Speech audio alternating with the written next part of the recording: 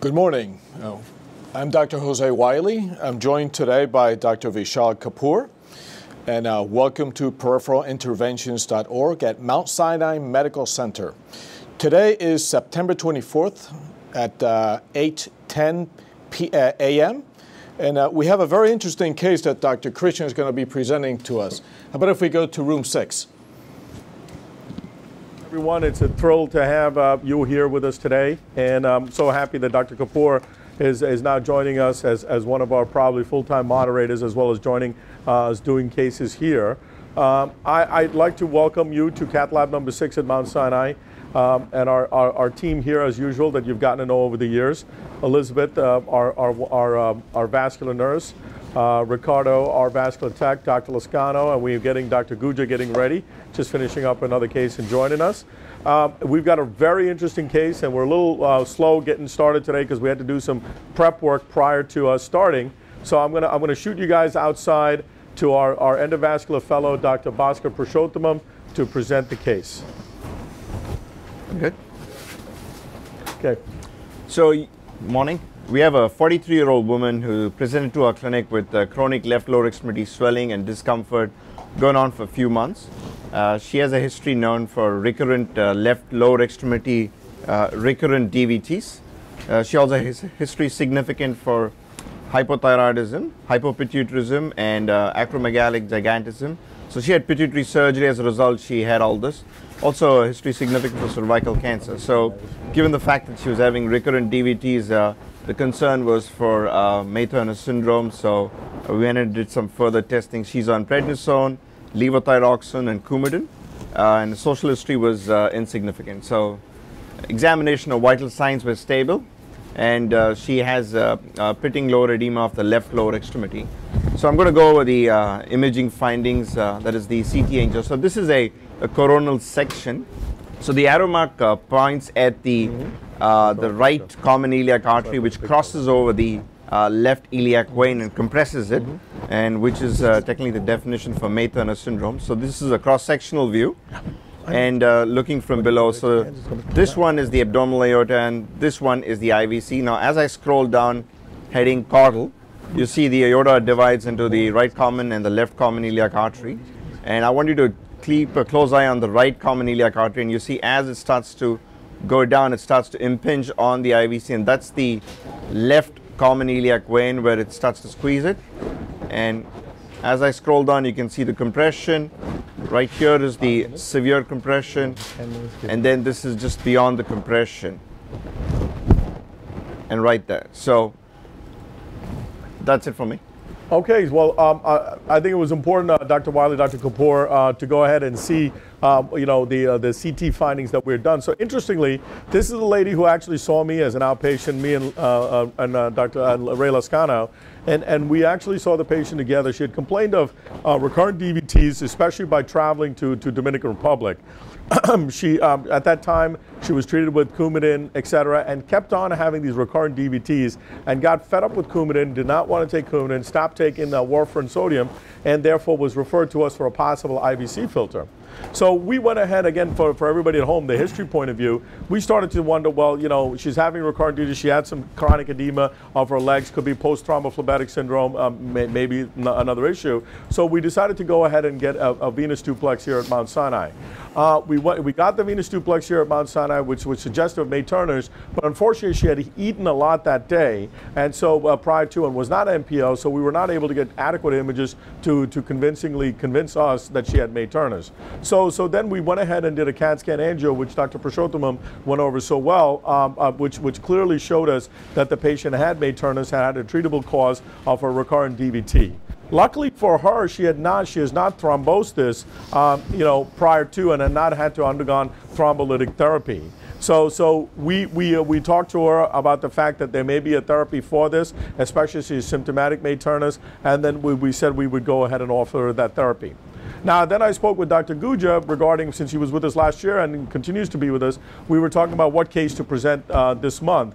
And what we felt was, since we had done a venous thrombosis case followed by an iliac vein stenting for another cause other than May-Turner's, we thought this would be a nice demonstration of this kind of disease, which is obviously rapidly growing in terms of intervention that's occurring in our field. So before I go ahead, I just want to I normally would let Dr. Guja present the angiogram, but since he was doing another case, we're going to go ahead and show you what we did in his absence. So what we did was, for teaching purposes, we said let's go ahead and do a arterial and a venous phase angiogram. So we got multiple accesses. Obviously, to do May-Turner's at home, if you can take a shot of a groin, guys, to do May-Turner's at home, you don't need to go ahead and get three different accesses. But what we did here for demonstration purposes and teaching purposes, we've got a vein and an artery on the right and a vein on the left. Okay, so this way we have a 5 French artery or a 4 French artery on the right, a 5 French vein on the left, a 12 French vein on the right. Excuse me, on the left. This is the left axis. Forgive me. So then what we did was, if you go back to the screen, we went ahead and put a UF catheter in the arterial system. We put a UF catheter below what we thought was the occlusion, and then we went ahead and did a simultaneous angio. So, Dr. Christian, do you mind explaining the audience what is May-Turner's? Oh, okay. Karthik, you want to take a shot at that? Yeah. So May-Turner's is, you can say it's like a congenital syndrome, but it happens in about 10 to 15% of the women all throughout the world. It's very underdiagnosed in a lot of women. So basically, May-Turner's is, classically, people know May-Turner's as compression of the right iliac artery, or right common iliac artery, on the left common iliac vein. That's what they call it commonly. That's the most common presentation, that's what's known as, but there are 4 compression sites normally for May-Turner's, which are variants, which are actually pretty common. So the compression sites for May-Turner's are the right common iliac artery over the left common iliac vein, the right external iliac artery over the right common iliac vein, and the right internal iliac artery over the right external iliac vein. And on the left side, when they cross over, the left internal iliac or the left hypogastric artery over the left external iliac vein. So you can have 4 compression sites for May-Turner's. People usually know the most common one, which is right at the crossover. Which is what this patient has. So here, Jose, as you can see, we did an angio, as Dr. Guja is going to point. I may have him scrub out and show the different anatomy. Karthik, maybe you can show with your fingers. So this way, you might want to put the camera on the different sites of compression. But while he's getting ready to go there, what I want to show you is on the screen right now. What you're seeing is what Dr. Guja said is the classic, May-Turner's, which is the right common iliac artery compressing the left common iliac vein right here. Now you're going to go back to the screen, guys. So likely that pitting edema that the patient has is because of deep venous insufficiency or post-phlebitic syndrome, right? Right, but I want Karthik to show the different areas now so the audience can understand. So this is the abdominal aorta. This is the bifurcation clearly. This is your right common iliac artery, and this is your inferior vena cava. The inferior vena cava, of course, bifurcates at the L5 level. That's what normally classic bifurcation of inferior vena cava is. The right common iliac compresses over the left common iliac vein. That's the most common compression site, as people say. And the compression can happen, the second compression usually happens at the left internal iliac artery or the hypogastric artery over when the external iliac vein comes down, right where the second compression site is.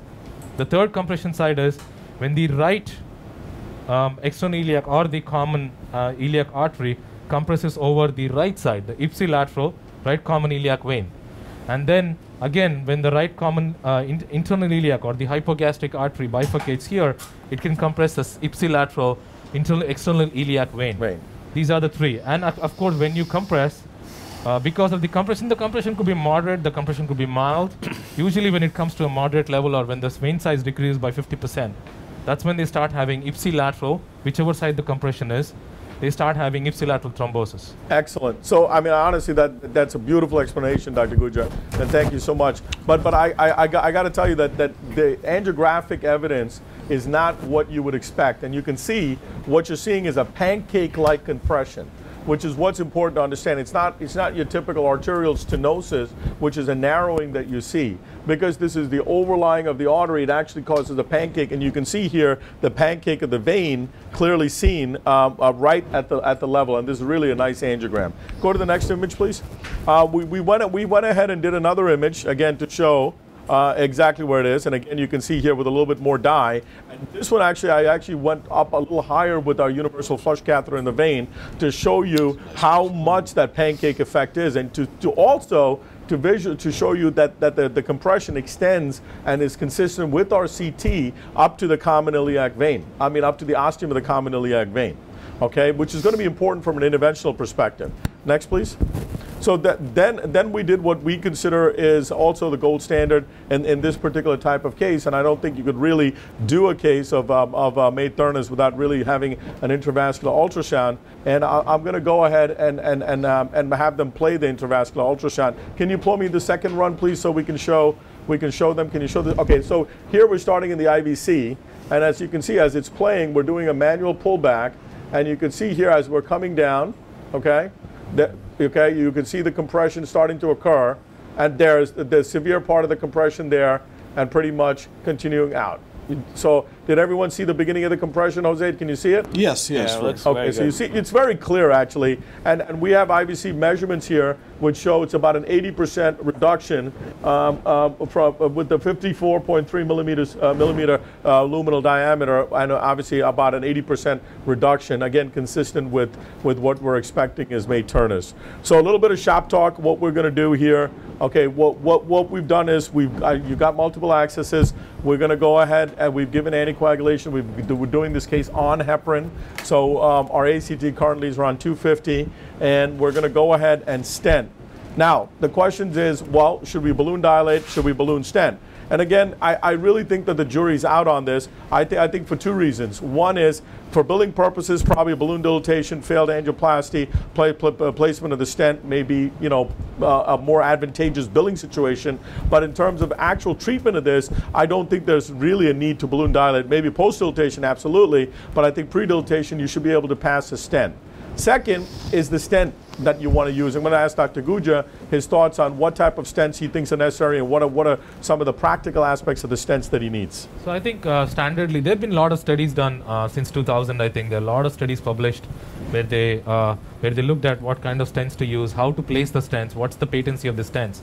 So any stent which is when you use, I think the general concepts have been since late 2000s. Is to use any stent going, and you have to place the stent in the IVC and come down into the external iliac vein. That's the concept. So normal standardly used stents are your self-expanding stents. That's what we try to use. 16 is the standard length which comes in, and I think ball stent comes in 16. You can use a 60 length to a 90 length depending on how long the compression is.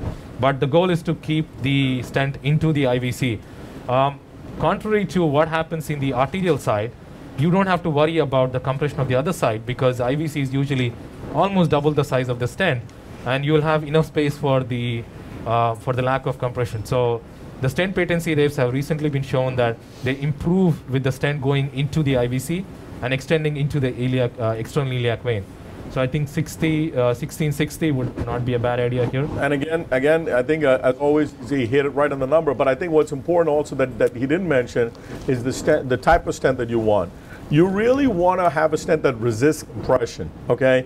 And I think a standard nitinol stents have been used, but in this type of really severe compression, as shown by our CT scan, I think a wall stent, and I'm not being promotional here in any way, I think a wall stent is the one that's probably predominantly used in this particular case. Now, standard nitinol stents have a problem with infolding, which the wall stents do not have. So, but at the same time, the wall stents have different challenges, such as elongation and also foreshortening. You have both challenges that you need to deal with. So what I've done here, go to the next scene, please. What I've done here to show you, no, go next.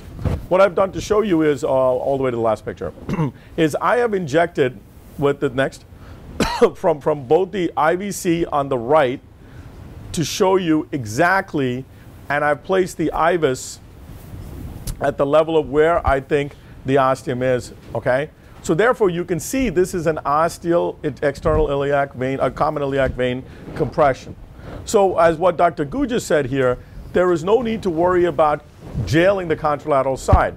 Data has been shown very, very clearly, like Dr. Guja said, the patency rates are very acceptable. Number two, the technique of deployment that you're going to see is we're going to flare the stent all the way up in the IVC and actually pull it all the way down and deploy it. And then when we balloon it, you're actually going to see the stent further foreshorten.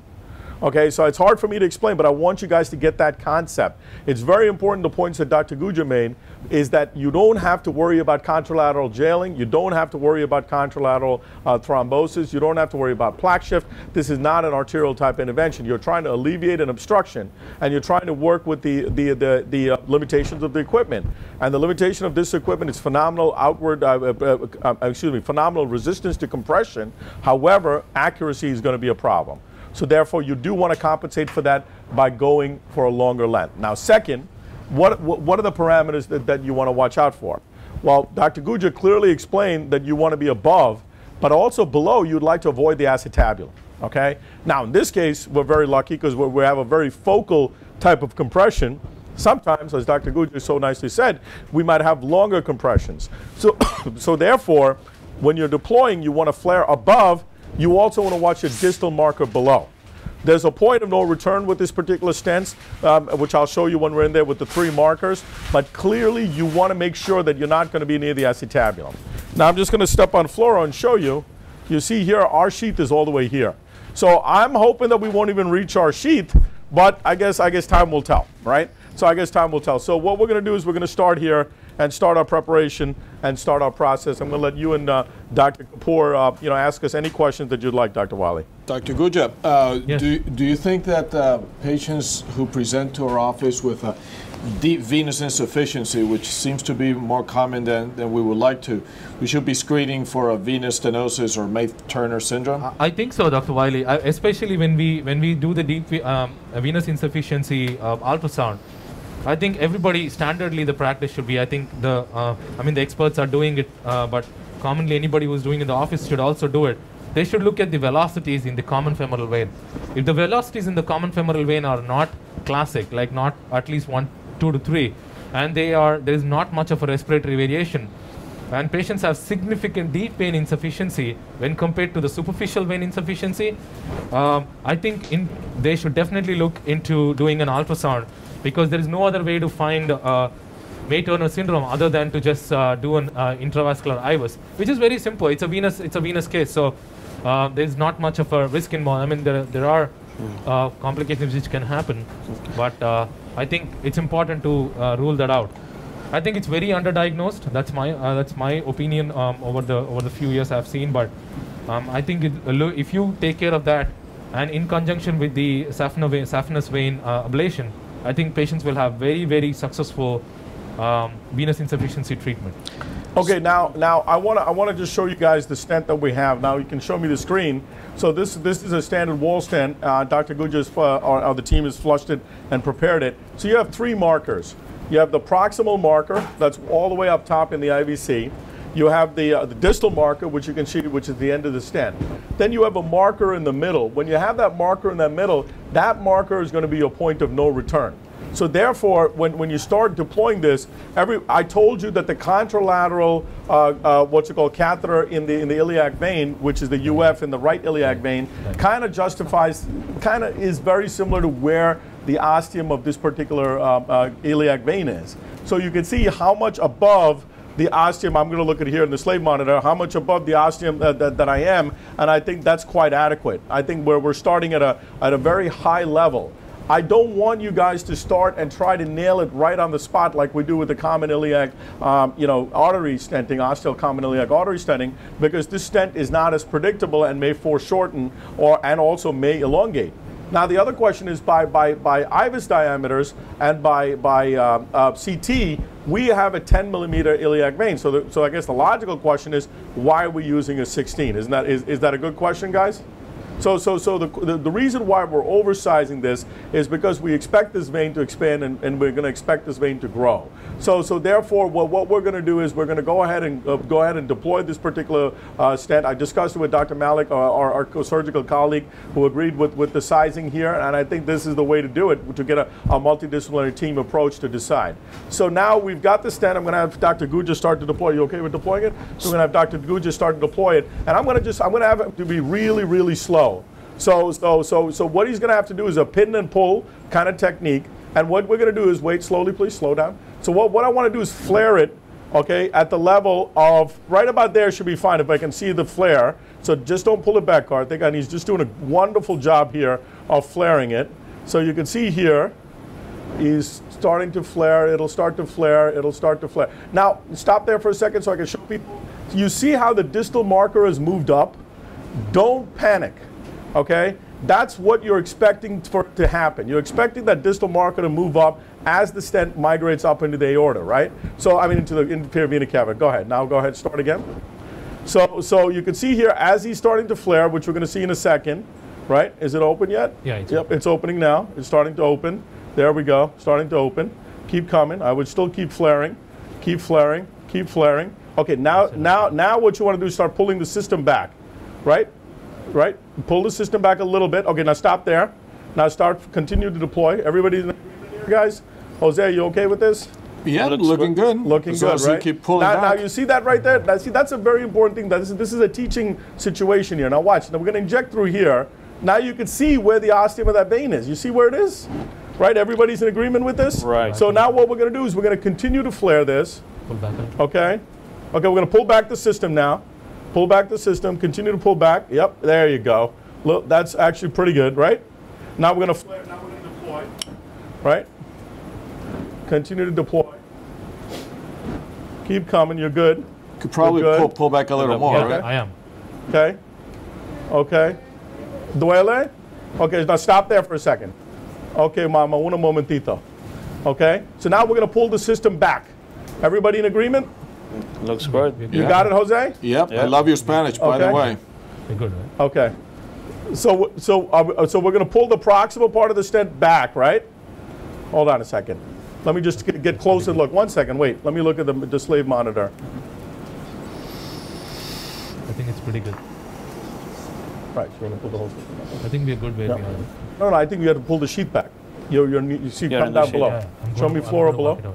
Show me floor below. I see the sheath right. Yeah, so pull the sheet back first. It's okay, right? No, but pull the sheet back a little bit.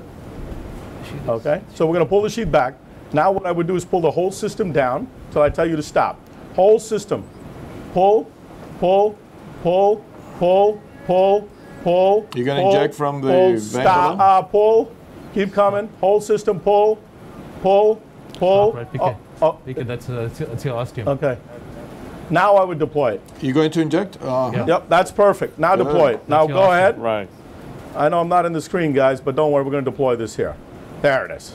Beautiful. All right? So now you've got that deployed. Now you see what happens, and you know the patients are wonderful. They're feeling pressure in the groin. I don't want you guys to get crazy, you know, and react for everything that's occurring here. What we want to do is now go ahead and post-dilate this. So let me hold the sheet for Dr. Go. Lo siento, mama. There you go. So now what we're going to do is post-dilate. I'd like a 12-volt balloon, guys. Yeah. So 12, remember, 12 this 40. is interesting, Jose, is that the 14 and 16 balloons have shown pain, okay, and I've had pain post-op, while the 12 balloons have not. You know, so I usually am very conservative going with a 12 balloon rather than a 14 and 16 here. No. Okay. 12 was 12 or 20 So, or 12 40. being an interventionalist, just to give an idea of, you know, we always talk about patency of stents and everything. What, in your experience and the data, is patency of these stents, specifically in the May Turner? I'm sorry, you're talking about the percent stenosis? Right, the patency rate of these stents. You know, being an interventionalist, we always talk about how patent these stents are over a long-term course. Like 1 year, 5 year, long term patency. It's around 70 to 80% primary patencies. That's as far as I can recall the data. 1 second, I got to talk to my nurse. So, Vishal, I think Dr. Krishnan is talking to the nurse about something. I'll answer the question. So there has been a study which was published in 2005, I think. It was done majorly from India and Southeast Asian countries. They looked at May-Turner syndrome patients, about 900 patients. So they looked at the patency rates. The 1-year patency rates were 86%. That's when they decided that the patency rate got affected based on where you place the stents.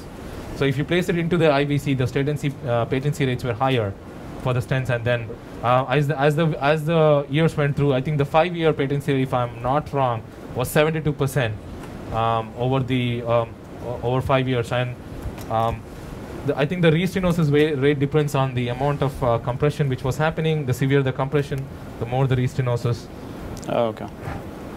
So you think that in someone who has had already a DVT, a left-sided DVT, thrombolizing and ballooning it is not enough? You think that's a great have question. to always stent? That's a great question, Dr. Wiley. I think that basically, as you know very well, with DVT, well, you know, if you don't place a stent, about 70% of the patients come back with some sort of symptoms, and that's kind of the reason where we're doing this. The one thing I want to ask everybody here is, okay, do you hang this balloon into the IVC or what? No. That's the question. What do you guys think? Do you hang this balloon into the IVC? What's the matter? Dr. Wiley, what do you think? Dr. Kapoor, what do you guys think? Do? Well, I don't think it should make a big difference specifically, I mean, being the size of the stent, if it's deployed. But my question is, and I think this is really open to debate, is that if you hang it into the IVC, you're going to get the ostium even better, right? So that's my question. Well, I think you already, through the ostium, it's extending into the IVC. Exactly. So I think right where you have it placed, I think is perfect. Now, who's worried about foreshortening? I am.